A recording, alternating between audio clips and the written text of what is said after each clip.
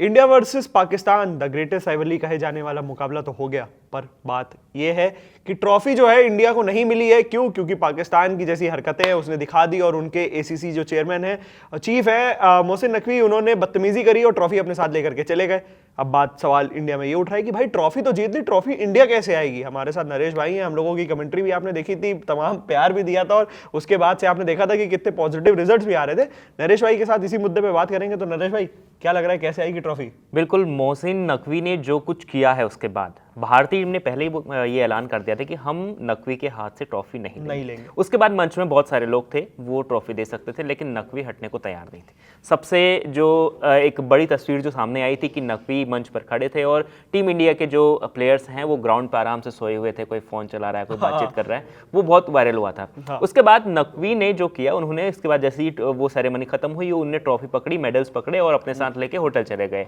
और उसके बाद सारी कंट्रोवर्सी वो शुरू हुई। उसके बाद नकवी ने अब जो शर्तें रखी हैं, नकवी ये कह रहे हैं कि सूर्य कुमार यादव दुबई आएं और ट्रॉफी ले जाएं। जब उस दिन उसका बीसीसीआई ने जवाब दिया, हालांकि उन्हें माफी मांगी, बीसीसीआई से झुके हैं, वो माफी मांगी है, अपनी गलती का एहसास हुआ है, लेकिन एक अकड़ ये है कि सूर्य कुमार यादव को लेकर और टीम इंडिया को लेकर जो अकड़ है वो खत्म नहीं हो रही। बीसीसीआई कौन है? बीसीसीआई जब हमारे देश का जो प्रतिनिधित्व कर रहे हैं, हमारे 11 खिलाड़ी जो वहाँ पर हैं, वो देश के लिए सबसे महत्वपूर्ण है और बीसीसीआई के लिए भी वो सबसे बहुत महत्वपूर्ण है। उनकी रिस्पेक्ट करना, उनके बारे में सोचना, क्योंकि वो पूरे उन्होंने मैच जिताया है, उन्होंने देश का एक गौरव, देश को गौरव के तौर पर आगे बढ़ाया है। तो वहाँ पर सबसे बड़ी बात यही थी। अब नकवी झुकाना चाहते हैं कि नकवी ये कह रहे हैं कि भैया सूर्य कुमार यादव आए और दुबई से ट्रॉफी ले आए। ये बात मतलब आपको भी लग रही होगी कि मतलब बिना सर पैर के कि भाई किसी ने ट्रॉफी जीती है और आप उससे कह रहे हो, जब वो उस जगह मौजूद है, आपको उस जगह ना देकर के आप उससे कह रहे हो तुम आओ और आकर के ले जाओ। ये तो मतलब नहीं, हालांकि ये बाइकआउट जो था ये शुरुआत में ही उन्होंने, क्योंकि जिस तरीके से वो बयानबाजी कर रहे थे, नकवी ने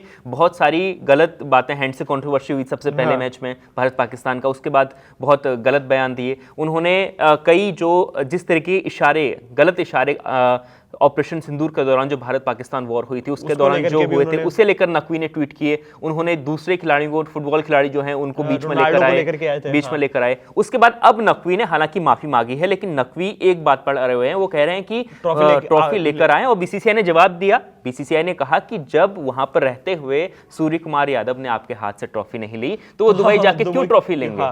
अब एक बार आप ना ये जो मोहसिन नकवी है इनका इतिहास भी जान लीजिए, क्योंकि सब लोग ये हैं कौन, ये क्यों इतनी अकड़ है और क्यों इनको पीसीबी का चीफ बनाया गया और एशियन क्रिकेट काउंसिल का चीफ बनाया गया। इसके पीछे भी बहुत कुछ है, किस तरह के सट्टेबाज इंसान है, कहते हैं ना कि अपनी जड़ें कैसे इन्हें जमाई है, ये आपको बता देता हूं। तो इनका जो बैकग्राउंड है ये मैं बता दूं कि अमेरिका से इन्होंने जर्नलिज्म की पढ़ाई की, अमेरिका गए, वहां से जर्नलिज्म की पढ़ाई की और वहां उसके बाद उन्होंने सबसे पहले सीएनएन में इंटर्नशिप की। इंटर्नशिप करने के बाद सीएनएन में कई साल नौकरी भी की। जब उसके बाद जब 9/11 हुआ था, 9/11, तो उस वक्त इन्होंने हमले की रिपोर्टिंग भी उस वक्त की थी और इसी दौरान इनका पाकिस्तान आना जाना हुआ और पाकिस्तान में इन्होंने अमेरिका सीएनएन की बदौलत एज ए जर्नलिस्ट वहां पर जाकर अपनी जड़ें जमाई, अपनी साठगांठ बनाई थी। और ये इस प्रकार का एक तरीके से कह सकते हैं कि इतना गठजोड़ वाला इंसान है कि इन्हें 31 साल की उम्र में पाकिस्तान में सिटी न्यूज नेटवर्क नाम से अपना एक चैनल भी खोल दिया। 31 साल की उम्र में कौन व्यक्ति एक बड़ा चैनल खोलता है? ये बड़ा सवाल भी उठता है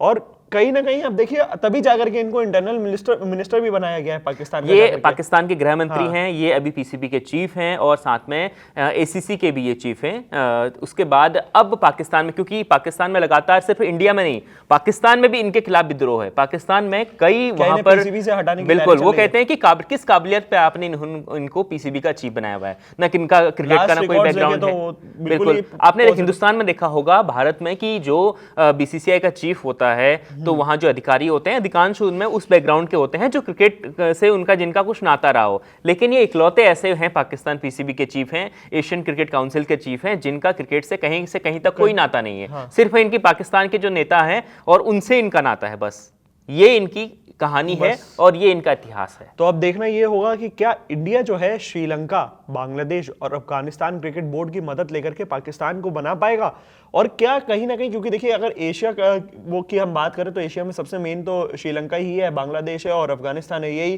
क्रिकेट बोर्ड्स हैं जो इंडिया के अलावा और ज्यादा मजबूत है पाकिस्तान को हटा करके।